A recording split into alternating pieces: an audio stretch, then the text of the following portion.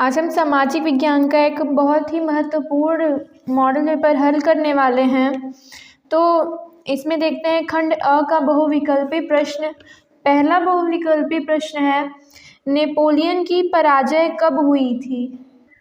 Napoleon की पराजय कब हुई थी? इसमें ऑप्शन है, ए ऑप्शन 1814 ईस्वी, बी ऑप्शन 1815, सी ऑप्शन 1816 और डी है 1817। नेपोलियन की पराजय हम सभी को पता है 1815 ईस्वी में हुई थी, तो इसका ऑप्शन नंबर बी करेक्ट हो जाएगा। अगला देखते हैं, जलियांवाला बाग कांड में गोलियां किसने चलवाई थी?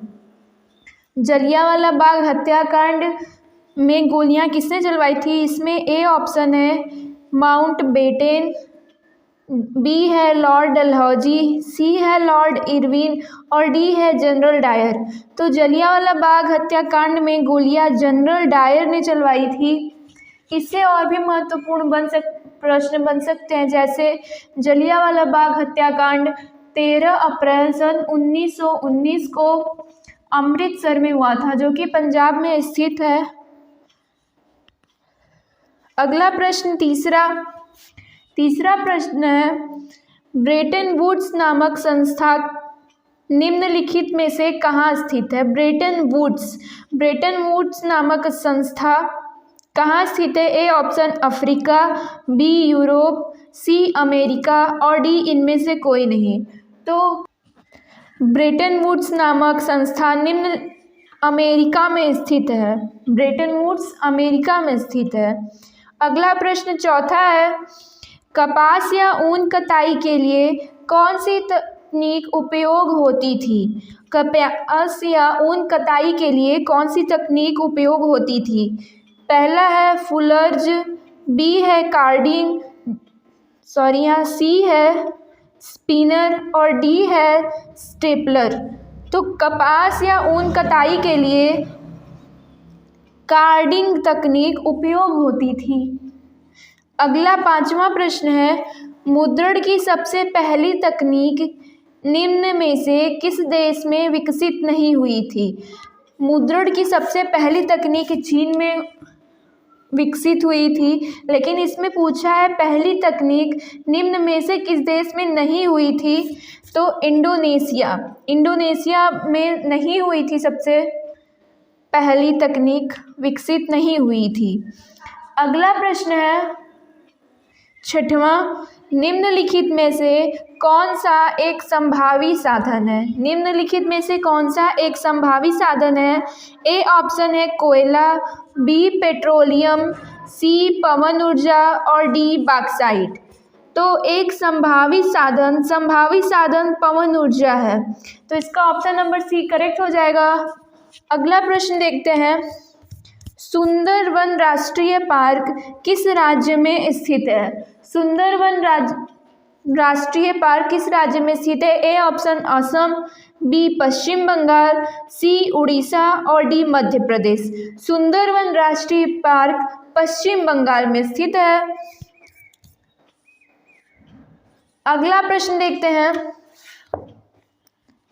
आठवां, निम्न में से किसने बांधों को आधुनिक भारत का मंदिर कहा? निम्न में से किसने बांधों को आधुनिक भारत का मंदिर कहा? A option doctor Rajendra Prasad, B Jawaharlal Nehru, C Sardar Patel और डी गांधी जी। बांधों को आधुनिक भारत का मंदिर जवाहरलाल नेहरू ने कहा था। उन्होंने ये भी कहा कि बांध को बनवाना अत्यंत महत्वपूर्ण है, बांध ही हमारे आने वाले भविष्य को उजेला करेंगे, इसी प्रकार उनका कथन था। अब अगला प्रश्न देखते हैं, किस वस्तु का निर्माण भारत नहीं करता है? मतलब किस वस्तु का निर्माण भारत नहीं करता है? 4 ऑप्शन है, 4 में से 3 ऑप्शन का निर्माण भारत करता है, एक ऑप्शन ऐसा है जो सही है, उसका निर्माण भारत नहीं करता है। तो पहला ऑप्शन कॉफ़ी, दूसरा है तंबाकू, तीसरा है उर्वरक और चौथा है चाय। कॉफ़ी का उत्पादन भारत में होता है। तंबाकू का भी उत्पादन भारत में होता है और चाय का भी उत्पादन भारत में होता है। चाय के लिए प्रसिद्ध राज्य है असम, वहाँ पे चाय का उत्पादन होता है। यहाँ पे प्रश्न है किस वस्तु का निर्माण भारत नहीं करता है, तो उर्वरक का निर्माण भारत नहीं करता है। अगला प्रश्न देखते हैं 10वां, निम्नलिखित में से कौन सा उद्योग चूना पत्थर को कच्चे माल के रूप में प्रयुक्त करता है? निम्नलिखित में से कौन सा उद्योग चूना पत्थर को कच्चे माल के रूप में प्रयुक्त करता है? ए ऑप्शन है प्लास्टिक, बी मोटर गाड़ी, सी सीमेंट और डी एल्यूमिनियम। प्लास्टिक में तो चूना पत्थर का उपयोग कहीं नहीं होता है। मोटर गाड़ियों में भी नहीं। एल्यूमिनियम अपने स्वयं में एक धातु है। सीमेंट ही ऐसा उद्योग है जिसमें चूने पत्थर को कच्चे माल के रूप में प्रयुक्त किया जाता है।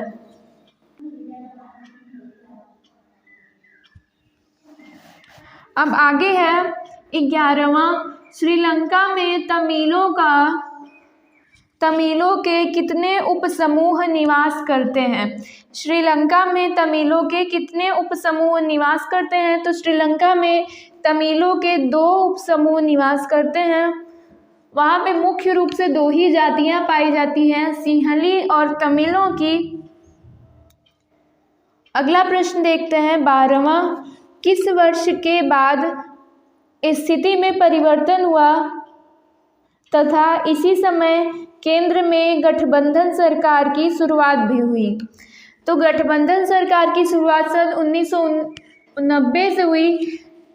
तो इसका ए ऑप्शन है वर्ष 1995 के बाद, बी ऑप्शन है सन 1993 के बाद, सी ऑप्शन है वर्ष 1990 के बाद और डी ऑप्शन है वर्ष 1988 के बाद।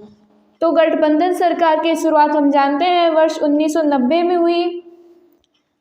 तो इसका ऑप्शन नंबर सी करेक्ट हो जाएगा।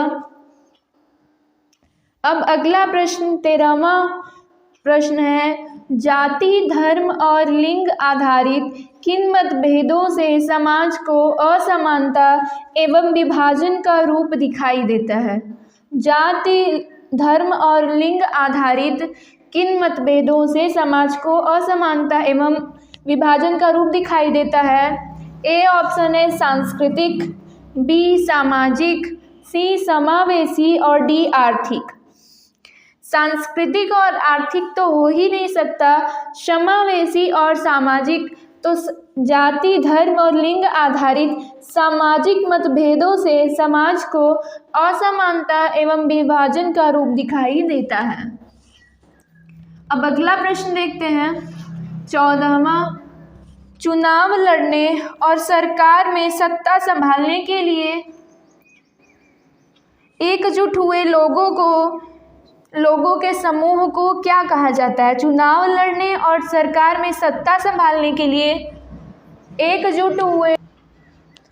एकजुट हुए लोगों के समूह को क्या कहा जाता है? इसमें ए ऑप्शन है राजनीतिक पार्टी, बी कम्युनिस्ट पार्टी, सी है स्थानीय दल और डी है पंचायती दल। चुनाव लड़ने और सरकार में सत्ता संभालने के लिए एकजुट हुए लोगों के समूह को राजनीतिक पार्टी कहते हैं। अब अगला प्रश्न 15वां देखते हैं। 15वां प्रश्न है, किसी भी निर्णय को लेने से पहले प्रक्रियाओं का उचित पालन करना किसकी जिम्मेदारी है? तो ए ऑप्शन है इसमें राष्ट्रपति, बी मुख्य न्यायाधीश, सी विधि निर्माण अधिकारी और डी है सरकार। किसी भी निर्णय को लेने से पहले प्रक्रियाओं का उचित पालन करना सरकार की जिम्मेदारी होती है। अब अगला 16वां प्रश्न है, भारत के किस राज्य में साक्षरता दर सबसे ज़्यादा है? भारत के किस राज्य में साक्षरता दर सबसे ज़्यादा है? ए केरल, बी बिहार, सी उत्तर प्रदेश और डी पंजाब। तो केरल एक ऐसा राज्य है जिसमें महिलाओं तथा पुरुषों दोनों की साक्षरता दर सबसे अधिक है। अतः भारत के केरल राज्य में साक्षरता दर सबसे ज़्यादा है। अगला प्रश्न 17वां देखते हैं। 17वां प्रश्न है, निम्नलिखित में से कौन सा व्यक्ति असंगठित क्षेत्र के अंतर्गत आता है? निम्नलिखित में से कौन सा व्यक्ति असंगठित क्षेत्र के अंतर्गत आता है? ए कृषि मजदूर, बी बैंक मैनेजर, सी राजपत्रित अधिकारी और डी सैनिक। तो असंगठित क्षेत्र के अंतर्गत कृषि मजदूर वगैरह आदि लोग आते हैं। 18वां प्रश्न है, भारत में कौन सा बैंक नोट जारी करता है? भारत में कौन सा बैंक नोट जारी करता है? ए है State Bank of India, B है Punjab National Bank, C Reserve Bank of India और डी नाबार्ड बैंक। तो नोटों पे हमने देखा होगा लिखा होता है RBI. RBI means Reserve Bank of India, मतलब Reserve Bank of India Bharat का एक ऐसा बैंक है जो भारत में नोट जारी करता है। अगला प्रश्न 19वां, वैश्वीकरण की नीति से किस क्षेत्र को लाभ नहीं हुआ? वैश्वीकरण की नीति से किस क्षेत्र को लाभ नहीं हुआ? ए है कृषि क्षेत्र, बी है विनिर्माण, सी सेवा क्षेत्र और डी ये सभी। तो वैश्वीकरण की नीति से कृषि क्षेत्र को लाभ नहीं हुआ है। 20वां है, निम्नलिखित में से कौन सा उपभोक्ता का अधिकार है? निम्नलिखित में से कौन सा उपभोक्ता का अधिकार है? ए है चुनने का अधिकार, बी उपभोग का अधिकार, सी बाजार में भागीदारी का अधिकार और डी है उपभोग वस्तु अधिकार।